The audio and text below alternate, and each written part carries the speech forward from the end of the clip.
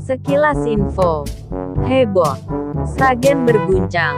Tadi malam tanggal 27 September tahun 2021 banyak sekali ditemukan jejak kurcaci. Diperkirakan para kurcaci membawa sebuah cat untuk mengecat beberapa tugu PSHT. Ada 4 tugu yang dilempar cat oleh para kurcaci. Kurcaci ini diperkirakan datang dari planet lain untuk mengadu domba para pencak silat di Indonesia. Hati-hati dan waspada untuk semua pencak silat lain. Jangan sampai kita terprovokasi oleh ulah para kurcaci.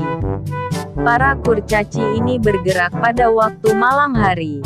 Diperkirakan mereka datang rombongan bersama anak, istri, nenek, kakek, oma dan opanya. Kali ini para kurcaci dari planet lain mendarat di daerah Sragen. Tepatnya di daerah Kedaung.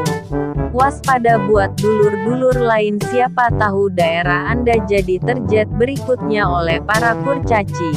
Sekian dulu sekilas infonya. Semoga para kurcaci segera pulang ke alamnya sendiri. Kalau masih nekat nakal, pulang saja ke rumah yang maha kuasa. Cukup sekian. Salam santun. Salam rahayu, salam guyub rukun.